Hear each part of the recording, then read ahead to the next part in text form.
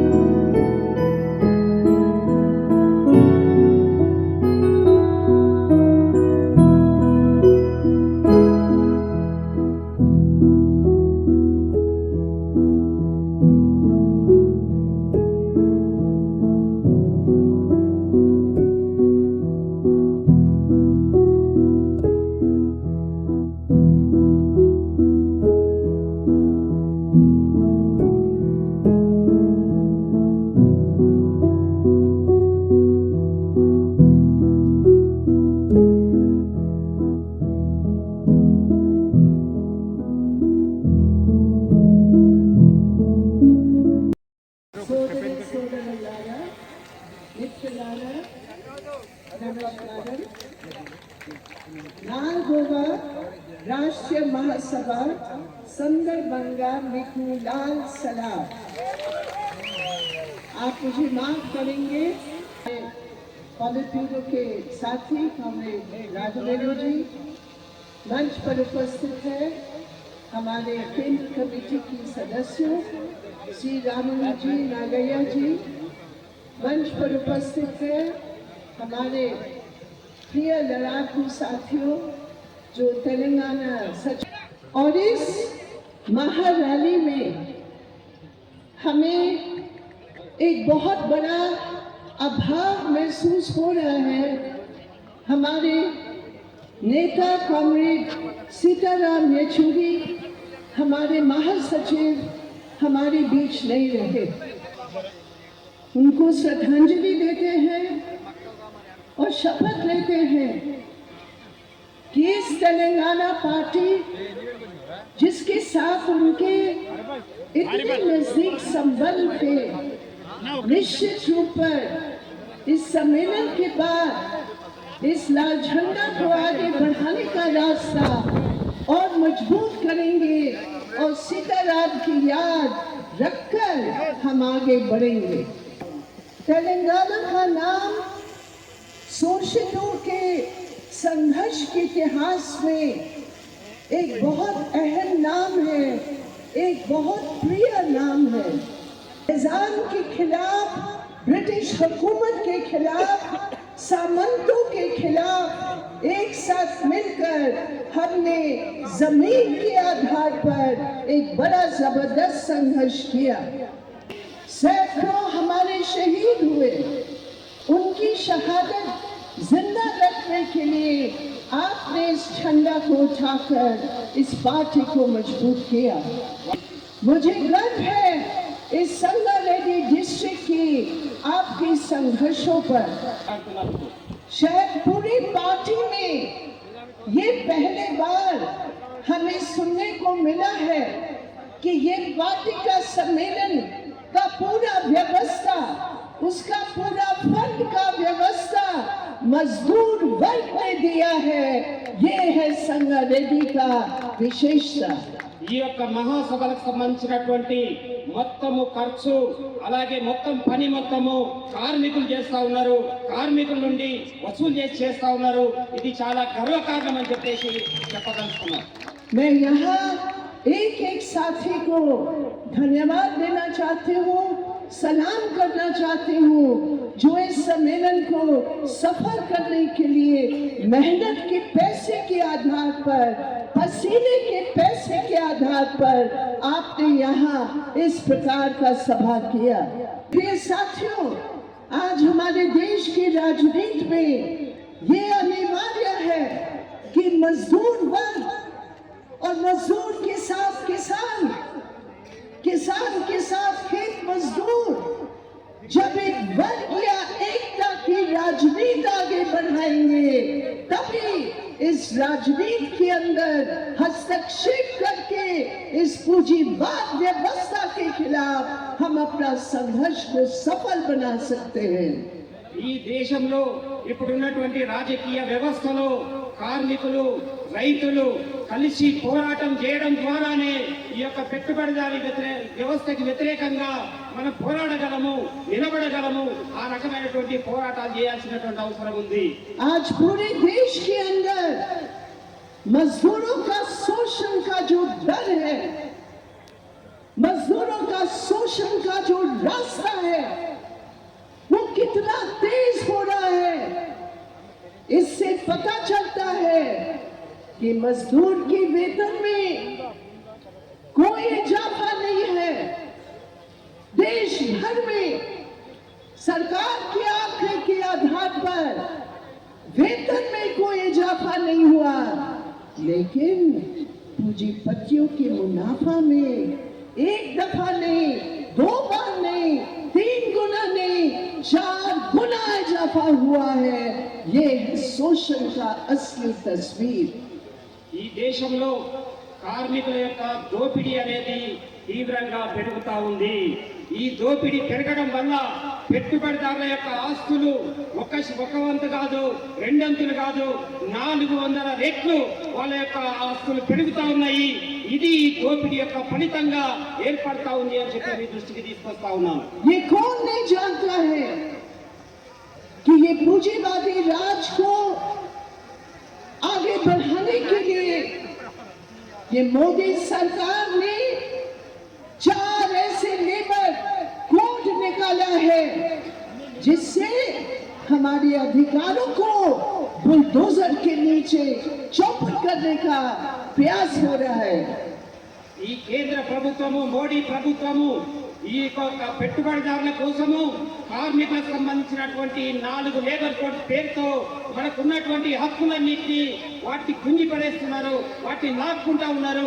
ఆ రకమైనటువంటి దుర్మార్గమైన చర్యలకు పాల్పడతా ఉన్నారు.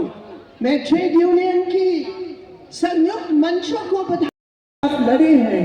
కార్మిక సంఘాలన్నీ కూడా ఏకమై ఈ యొక్క వ్యవస్థకి, ఈ 4 లేబర్ కోడ్లకి వ్యతిరేకంగా పోరాటం చేస్తా ఉన్నారు. వాళ్ళకి అభినందనలు తెలియజేస్తా ఉన్నా. आप जानते हैं यहाँ इतने माइग्रेंट वर्कर हैं, इस 18,000 इंडस्ट्रीज में जो संगारेड्डी में है माइग्रेंट वर्कर की संख्या है। लेकिन मेरे प्रिय साथियों, ये मोदी सरकार है जो माइग्रेंट वर्कर का जो कानून है उसको समाप्त करके पूरा माइग्रेंट वर्कर का जो कानून है समाप्त कर लिया। आज मिनिमम वेज का जो अधिकार है वो लेबर डिपार्टमेंट को ही समाप्त कर दिया।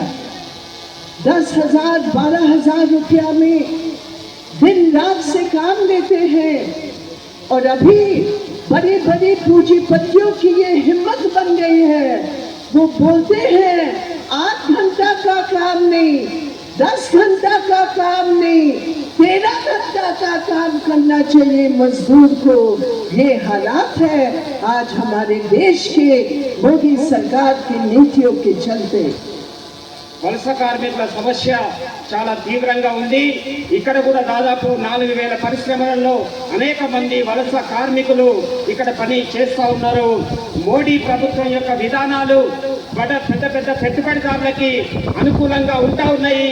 వాళ్ళకి ఎంత ధైర్యం వచ్చిందంటే వాళ్ళు 8 గంటల పని కాదు, 10 గంటల పని కాదు, 12 గంటలు కాదు, 13 గంటలు పని చేయాలని చెప్పేసి అడుగుతా ఉన్నారంటే అది మోడీ ప్రభుత్వం వల్ల వాళ్ళకి ధైర్యం వచ్చిందని చెప్పేసి చెప్తా ఉన్నారు. मुझे खुशी है कि यहाँ संगारेड्डी में आप संगठित होकर लाल झंडा को आगे बढ़ाकर इस शोषण का बुलडोजर्स को रोकने का काम कर रहे हो। हमें खुशी है इस बात को सुनकर कि मजदूरों ने इस झंडा को लेकर किसानों का साथ दिया। मैन्युफैक्चरिंग इंडस्ट्री एरिया का जो 12,500 एकड़ ये सरकार छीन रही थी, ये आपका संगठन है, ये आपकी एकता है जो उसको रुकवाकर कोर्ट में जाकर आपने न्याय के आधार पर फैसला करवाया। ये मजदूर की संगठन, किसान की संगठन, इस मजदूर की संगठन आगे बढ़ेंगे तो निश्चित रूप पर मेरे प्रिय साथियों हमारे राजनीति के ऊपर भी उसका असर पड़ेगा। నాకు చాలా సంతోషం కలుగుతా ఉంది. ఇక్కడ ఉన్నటువంటి కార్మికులందరూ కూడా ఐక్యంగా పోరాటాలు చేసి అనేక హక్కులు సాధించుకుంటా ఉన్నారు. అలాగే రైతాంగానికి కూడా మద్దతుగా నిలుస్తా ఉన్నారు. 12,500 ఎకరాల భూమి కోసము రైతాంగంతో కలిసి పోరాటం చేసి ఆ రకంగా వాళ్ళకి మద్దతు ఇచ్చారు. ఆ రకమైనటువంటి పోరాటాలు చేస్తున్నందుకు మీ అందరికీ కూడా శుభాకాంక్షలు తెలియజేస్తా ఉన్నాను. यहाँ आंगनबाड़ी के वर्कर्स हैं, यहाँ आशा के वर्कर हैं, यहाँ मिड डे मील स्कीम के वर्कर हैं।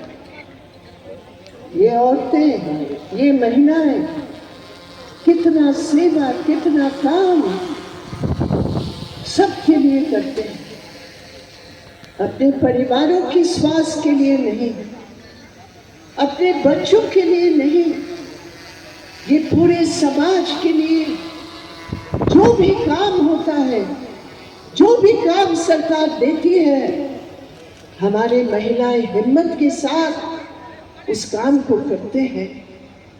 लेकिन क्या है ये सरकार, बजट के अंदर बड़े पूंजीपतियों की टैक्स की छूट देकर 3 लाख करोड़ रुपया एक साल में माफ कर सकते हैं।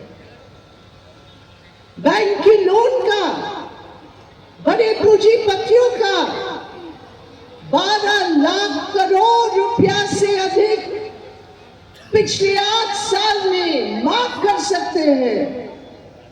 लेकिन आंगनवाड़ी के वर्कर्स के लिए, आशा के वर्कर्स के लिए, mid day meal scheme worker के लिए, हमारे जो मनरेगा में काम करने वाले औरतें हैं, जो सुबह से रात अपने बच्चों की पढ़ाई लिखाई, परिवार की देखरेख के लिए क्या मेहनत करते हैं, उनके लिए एक पैसा नहीं, एक विधवा के लिए एक पैसा बढ़ाया नहीं है।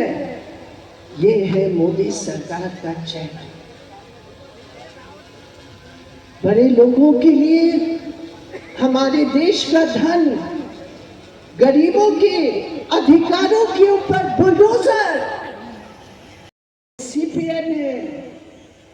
हमें गर्व है इस बात की। विपक्ष की अलग अलग पार्टी है,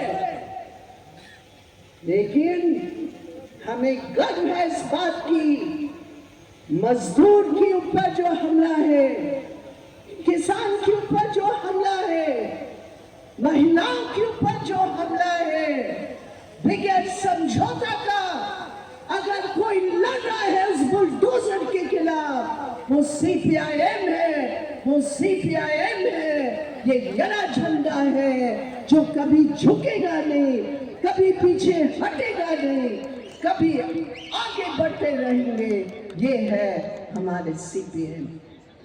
मैं इसलिए चलते रहते మిత్రులారా, పేదల గురించి ధరలు విపరీతంగా పెరుగుతున్న ఆలోచన చేస్తున్నటువంటి పరిస్థితి లేదు. కానీ పెద్ద పెద్ద పెట్టుబడిదారుల కోసం 3 లక్షల కోట్ల రూపాయలు బడ్జెట్లో రాయితీలు ఇచ్చింది. అలాగే ఆశా వర్కర్లు కానీ, అంగన్వాడీ వర్కర్లు కానీ, మధ్యాహ్న భోజన కార్మికులు కానీ, ఇలా అనేక రంగాల్లో పనిచేస్తున్నటువంటి మన్రేగా ఉపాధి హామీ కార్మికులకు కానీ ఎలాంటి పెంపుదల లేదు. వాళ్ళ జీవితాల గురించి ఆలోచిస్తున్నటువంటి పరిస్థితి లేదు. అలాగే వారి యొక్క హక్కుల పైన బుల్డోజర్ నడుపుతున్నటువంటి పరిస్థితి ఉంది.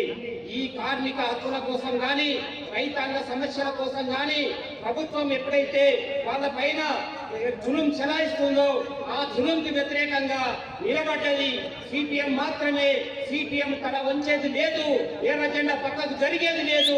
ఆ రకంగా కార్మికుల కోసం, రైతుల కోసం, పేదల కోసం పోరాటం చేస్తా ఉంది అని చెప్పేసి మీకు చెప్పదలుచుకున్నాం.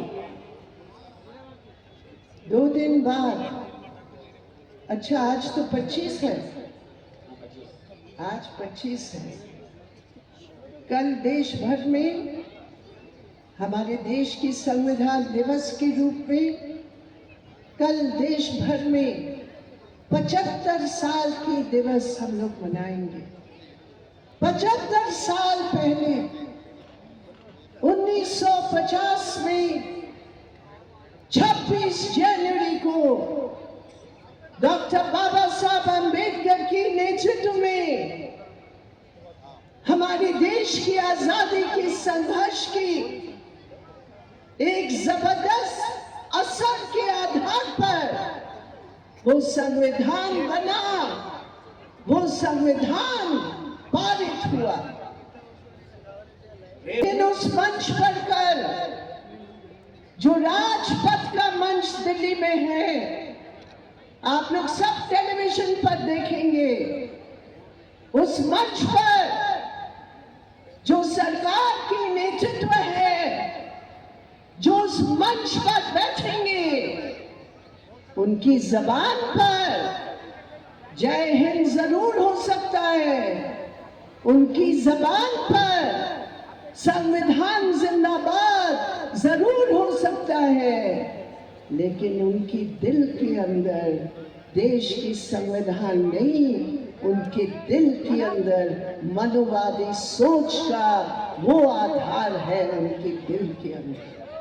वो लोग हैं जो 1950 में जब संविधान पारित हुआ, आरएसएस का जो मुख्य पत्र है, उन्होंने कहा नहीं नहीं नहीं, हम इस संविधान को स्वीकार नहीं करते हैं क्योंकि संविधान में मनुवाद का छाप नहीं है।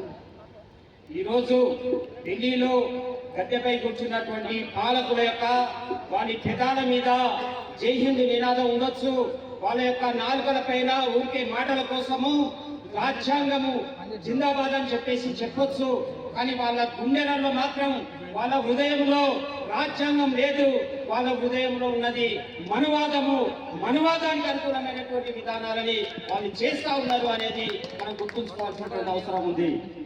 उस मंच पर बैठेंगे अमित शाह, देश की गृह मंत्री, जिन्होंने पार्लियामेंट पर खड़े होकर डॉक्टर बाबा साहब अम्बेडकर को अपमान करके कहा अम्बेडकर अम्बेडकर अम्बेडकर अम्बेडकर, ये तो फैशन हो गया है।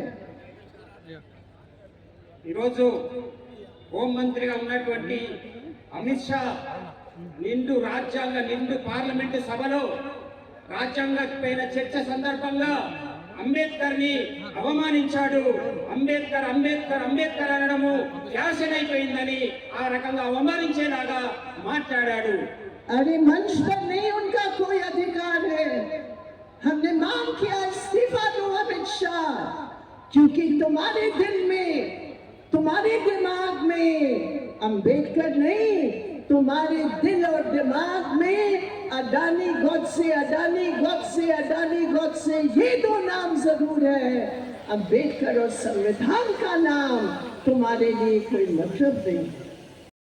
పునరుద్ధరణ అని చెప్పి ప్రకటించారు. మరి ఈ మాటలన్నీ నీటి మీద రాతలవుతున్నాయా, అమలవుతున్నాయా అనేది చూడడానికి ఇప్పటికే సంవత్సరం గడిచిపోయింది. కాబట్టి తగిన సమయమే ఇది. ఒక ప్రభుత్వం మంచి చెడ్డల్ని అంచనా వేసుకోవడానికి 100 రోజుల్లో అమలు జరుపుతామని చెప్పినటువంటి 6 గ్యారంటీల్లో 13 వాగ్దానాలు ఉన్నాయి. వాటిల్లో ఒక్కటి మాత్రమే, మహిళలకు ఉచిత బస్సు ప్రయాణం మాత్రమే ఈరోజు స్పష్టంగా అమలు జరుగుతున్నది. మిగతావన్నీ కూడా కొన్ని అసంపూర్తిగాను, మరికొన్ని అసలే అమలు జరగకుండా ఉన్నాయని మనం చూస్తున్నాం. అంతేకాదు, తిండి, బట్ట, ఇల్లు, విద్య, వైద్యం అంటాం మనం, కనీస అవసరాలు. కానీ ఈ రోజున తిండికి సంబంధించి చూస్తే ఇప్పుడు ఈ జిల్లా అంతా కార్మిక వర్గం, కార్మికుల కనీస వేతనాల గురించి అడిగితే ఉమ్మడి రాష్ట్రంలో 17-18 సంవత్సరాల క్రితం మాత్రమే కనీస వేతనాలు నిర్ణయం జరిగింది. ఇప్పుడు 26,000 రూపాయలు ఒక కుటుంబానికి నెల జీతం లేకపోతే బతకడం కష్టమని చెప్తే ముఖ్యమంత్రి గారు చేసిన పని ఏమిటి? ఉమ్మడి రాష్ట్రంలో డిఏతో కూడా కలుపుకొని మొత్తం అన్ని కలుపుకొని వచ్చేటువంటి 10-11 వేల రూపాయలు మాత్రమే ఇప్పుడు కూడా కనీస వేతనంగా చూపిస్తూ ఈరోజు డ్రాఫ్ట్ రిలీజ్ చేయడం జరిగింది. ఇంతకంటే అన్యాయం ఇంకొకట్లేదు. రాష్ట్రంలో కాంగ్రెస్ ప్రభుత్వం ఇట్లా ఉంది, మరి కేంద్ర ప్రభుత్వం ఎట్లుంది అని చూస్తే మోడీ ప్రభుత్వం ఫ్లోర్ లెవెల్ మినిమం వేజ్ అని చెప్పేసి ఒక జీవో విడుదల చేసిండు. రోజుకు 178 రూపాయల కంటే ₹1 తక్కువ ఇచ్చిన ఖబర్దార్ అంటున్నాడు ఈరోజు ప్రధానమంత్రి నరేంద్ర మోడీ. రోజుకు 178 రూపాయలంటే నెలకు 4,628 రూపాయలు. అంటే ఈరోజు బీజేపీ నాయకులు, ఆర్ఎస్ఎస్ నాయకులు సంగారెడ్డి జిల్లాలో నెలకు 4,628 రూపాయలతో తమ కుటుంబాన్ని గడుపుతూ చూపిస్తే మనందరం కూడా అట్లనే బతుకుదాం. ఇట్లాంటి జీవోలు విడుదల చేసిన వాళ్లకు కనీసం జనం సమస్యల ఓనమాలు ఏమైనా తెలుసా అని చెప్పి మనం ప్రశ్నించాల్సినటువంటి అవసరం ఉంది. మన దేశంలో చాలా రాజకీయ పార్టీలు ఉన్నాయి, ఈ రాష్ట్రంలో కూడా చాలా రాజకీయ పార్టీలు ఉన్నాయి. మీరు వాటిని అన్నింటినీ చూస్తూనే ఉన్నారు. ఇప్పుడు కాంగ్రెస్ పరిపాలనలో ఉంది, గతంలో కూడా పరిపాలించింది, దాన్ని చూసాం. ఇప్పుడు కేంద్రంలో బీజేపీ పరిపాలనలో ఉంది. తెలుగుదేశం వాళ్ళు, వైఎస్ఆర్ పార్టీ వాళ్ళు, జనసేన పార్టీ వాళ్ళు, చాలా పార్టీలు ఉన్నాయి. కానీ ఈ దేశంలో ఏ రాష్ట్రం పోయినా మనకి సిపిఎం కనపడుతుంది. కొన్ని పార్టీలు అక్కడక్కడ ఉంటాయి. మరి ఆ పార్టీలకి సిపిఎం పార్టీకి ఏం తేడా లేదని చెప్పేసి ఆ పార్టీలు లాంటి పార్టీ సిపిఎం పార్టీ అయితే మన పార్టీ అక్కర్లే ఈ దేశానికి, మనం రద్దు చేసుకోవచ్చు. కానీ కాంగ్రెస్ కానీ బీజేపీ కానీ తెలుగుదేశం కానీ టీఆర్ఎస్ కానీ ఈ తోకు వ్యాపారస్తులకు ఇంకా పెద్ద పెద్ద వాళ్ళకి వెళ్తున్నారు. ఈరోజు వ్యవసాయంలో రైతులు పంట పండిస్తే ఆ పంటను కొని ఎక్కువ లాభం చేసుకోవడానికి చిన్న చిన్న వ్యాపారస్తులు కాదు, ప్రపంచ స్థాయిలో ఉండే పెద్ద వ్యాపారస్తులు అంబానీలు అదానీలు ఈరోజు మార్కెట్లోకి రాబడడానికి ప్రయత్నం చేస్తున్నారు. వారికి అదానికి అంబానీకి మీరందరూ చూశారు, రిలయన్స్ ఫ్రెష్, హెరిటేజ్ ఫ్రెష్, రకరకాల ఫ్రెష్ పేరుతోటి పెద్ద పెద్ద మాల్స్ వస్తున్నాయి. వ్యవసాయ సరుకులు కొనేదానికి వారికి వస్తుంది. వారికి అనుకూలంగా ఈరోజు మోడీ చట్టాలు తీసుకురాబోతున్నాడు. ఆల్రెడీ చట్టం తీసుకొచ్చి రావడానికి ప్రయత్నం చేస్తున్నారు. మరి రైతు సంఘాలు, కూలీ సంఘాలు వాటిని వ్యతిరేకిస్తున్నాయి. అందుకే ఈరోజు ఆ పార్టీలన్నీ సంపన్నుల పార్టీని చెప్పారు. నేను ఒక్క విషయం చెప్తాను. మోడీ గారు అధికారానికి రాకపోయే ముందు అంబానీ గారి ఆస్తి 40 లక్షల కోట్ల రూపాయలు. ఇప్పుడు ఆయన ఆస్తి 8 లక్షల కోట్ల రూపాయలు. ఎక్కడి నుంచి వచ్చిందండి ఈ సొమ్ము? నువ్వు నేను కష్టపడితే, శ్రమ చేస్తే ఆ శ్రమను దోచుకొని సంపాదించారు. శ్రమను దోచుకోవడానికి పుష్కలంగా అవకాశం ఇచ్చారు మోడీ గారు. అందుకని వాడికి 8 లక్షల కోట్ల రూపాయలు వచ్చింది. అదానికి 44,000 కోట్ల రూపాయల ఆస్తి, ఇప్పుడు 7.5 లక్షల కోట్ల రూపాయలు వచ్చింది. ఎక్కడి నుంచి వచ్చింది? మన ప్రజల యొక్క శ్రమ నుంచి దోచుకొని రక్తాన్ని, కండల్ని పిప్పి చేసి ఈరోజు సంపాదించారు. మీరు ఈ మధ్య పేపర్లో చూస్తుంటారు, అమెరికాలో అధ్యక్షుడిగా ట్రంప్ గెలిచాడు. ట్రంప్ గెలిస్తే ట్రంప్ అధ్యక్షుడిగా గెలిచినప్పుడు ఒక డిన్నర్ పార్టీ పెట్టాడు. ఆ డిన్నర్ పార్టీకి ఎవరు పిలిచారు? మన దేశం నుంచి అంబానీ గారిని పిలిచారు. కోటీశ్వర్లందరినీ పిలిచారు. ప్రపంచంలో ఉండే కోటీశ్వర్లందరినీ పిలిచారు. మన దేశం నుంచి అంబానీని పిలిచాడు. మన దేశంలో మనం ఎవరో ప్రజలం కాదు, అంబానీ గారు ప్రజలు. ట్రంప్కి ఆయనే, మోడీకి ఆయనే. ఇక్కడ రేవంత్ రెడ్డికి కూడా ఆయనే. ఎందుకంటే ఆదాని నుంచి 100 కోట్ల రూపాయలు తీసుకున్నారు. అందరు నోట్లో వస్తున్నారని చెప్పేసి మళ్ళీ 100 కోట్ల రూపాయలు ఈ మధ్య ఇచ్చేసాడు ఆయనకి, ఎగతాళి చేస్తారని చెప్పేసి. అందుకనే ఈరోజు మనం అందరం ఈ బడుగు ప్రజల యొక్క, కార్మికుల, కర్షకుల యొక్క బ్రతుకులు బాగుపడాలంటే ఈ దేశంలో కానీ ప్రపంచంలో కానీ ఎర్ర జెండా తప్ప ఇంకో మార్గం లేదు. దాన్ని పెంచి పోషించి అభివృద్ధి చేసుకుంటే అదే మార్గం. లేకపోతే మన జీవితాన్ని సర్వనాశనం చేస్తారు ఈ ధనవంతుల యొక్క పాలకులు. అందుకని ఈరోజు ప్రపంచంలో సోవియట్ యూనియన్ కొప్పుకోలిపోయిన తర్వాత సోషలిజం ఎక్కడ ఉంది, కమ్యూనిస్టులు ఎక్కడ ఉన్నారు, వాళ్ళ పని అయిపోయిందిలే అని చెప్పేసి అనుకున్నారు. కానీ మళ్ళీ కమ్యూనిస్టుల అవసరం ఎంతో ఈరోజు గమనించి మళ్ళీ ప్రజలు కమ్యూనిస్ట్ పార్టీని అభివృద్ధి చేసేదానికి ప్రయత్నం చేస్తూ ఉన్నారు. ప్రజలు ఎక్కడన్నా ఏమైనా అనుమానం ఉందేమో కానీ పెట్టుబడిదారులకు మాత్రం అనుమానం లేదు కమ్యూనిస్టుల మీద. వీళ్ళుంటే మనకి ప్రమాదం, వీళ్ళు ఒక్క ఎర్ర చొక్కా వేసుకున్న వాడు కూడా ఉండకూడదు ఈ సమాజంలో అని చెప్పేసి వాళ్ళు అనుకుంటున్నారు. అందుకనే మన సమ్మె చేసినా అణిచివేస్తారు, మన ధర్నా చేసినా ధర్నా చేయలేదు. ఒక నాయకుడు వస్తుంటే, ఒక ముఖ్యమంత్రి వస్తుంటే మన నాయకులను తీసుకెళ్ళి అరెస్ట్ చేసి జైల్లో పెట్టేస్తున్నారు. ఎందుకని? మనం అంటే అంత భయం. ఏమో మన కత్తులు కట్టాలు తీసుకొని పొడిసి నరికి ఏమైనా చేస్తాం? ఏమీ లేదు. వాళ్ళ జేబులో డబ్బులు మీ అబ్బ సొమ్మ, ఇది కార్మికుల యొక్క కష్టం సొమ్ము కాబట్టి పంచండి అని చెప్పి అడుగుతాం కాబట్టి వాళ్ళకి భయం. అందుకని వాళ్ళు మనల్ని సహించలేరు. వాళ్ళకి భయపడే వాళ్ళని కాదు. అందుకని మన జీవితాంతాన్ని, ప్రాణాలని, ఆస్తుల్ని వీటన్నిటిని త్యాగం చేసి మన పూర్వీకులు కమ్యూనిస్ట్ పార్టీ ఎర్ర జెండాను బతికించారు, పెంచారు. దానికోసం త్యాగాలు చేశారు, ప్రజల కోసం చేశారు. ఇంతకుముందు వీరయ్య గారు చెప్పారు, వీర తెలంగాణ సాయుధ పోరాటంలో ఏం జరిగింది. మనమందరం మేడే జరుపుకుంటాం. మేడే కోసం ప్రాణాలు ఇచ్చిన వాళ్ళు చికాగో నగరంలో ఎవరి కోసం ప్రాణాలు ఇచ్చారు? మన కోసం ప్రాణాలు ఇచ్చారు.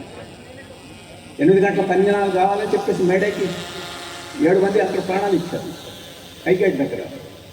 ఈ తెలంగాణ రాష్ట్రంలో దున్నేవాడితే భూమి కావాలి, రైతుకు భూమి కావాలి, వెట్టి చాకిరీ పోవాలి వృత్తిదారులందరికీ అని చెప్పేసి పోరాటం చేసి 4,000 మంది ప్రాణాలు ఇచ్చారు. ఆ రోజు అమరవీరులు ఎవరి కోసం ఇచ్చారు? మన కోసం ఇచ్చారు. వారు ఆ ప్రాణాలు ఇచ్చారు కాబట్టి మనం ఏమాత్రమైనా బతుకుతున్నాం.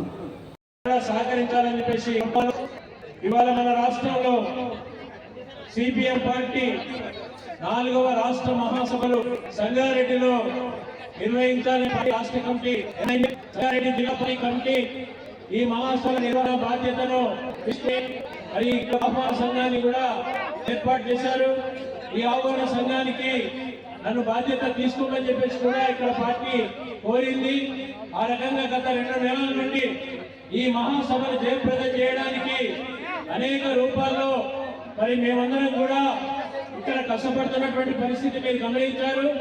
మరి ఇక్కడ ఉన్నటువంటి కార్మిక వర్గం, ముఖ్యంగా పారిశ్రామిక కార్మిక వర్గం మా వెన్ను తట్టి ఈ మహాసభను జయప్రదం చేయడానికి మేమున్నాము అని చెప్పేసి మాకు అన్ని రకాలుగా వారు అండదండలు ఇచ్చినటువంటి పరిస్థితి మరి మమ్మల్ని ఎంతో ఉత్సాహపరిచింది. అట్లాగే అసంఘటిత రంగ కార్మికులు, స్కీమ్ వర్కర్లు, అగ్రికల్చర్ లేబరు, మరి రైతాంగము, పేదలు, మొత్తం యావత్ పీడిత ప్రజానీకం ఇవాళ సిపిఎం పార్టీ మహాసభలంటే ఇదేదో ఒక రాజకీయ పార్టీ సభ కాదు. ఇదంతా మా కార్యక్రమము. మా కోసం ఎర్రజెండా ఉంది, ఎర్రజెండా కోసం మేముంటామని చెప్పేసి పెద్ద ఎత్తున కూడా ఆ రకంగా మాకు సహాయం అందించినటువంటిది కూడా ఎంతో స్ఫూర్తిదాయకంగా ఉంది. ఇవాళ సిపిఎం పార్టీ నిబంధనావళి ప్రకారంగా ప్రతి 3 సంవత్సరాలకు ఒకసారి శాఖ స్థాయి నుండి మరి ఇక్కడ మహాసభ జరిగేటువంటి అవకాశం ఉంది. ఇప్పుడు రాష్ట్ర మహాసభలు సంగారెడ్డిలో జరగబోతా ఉన్నాయి.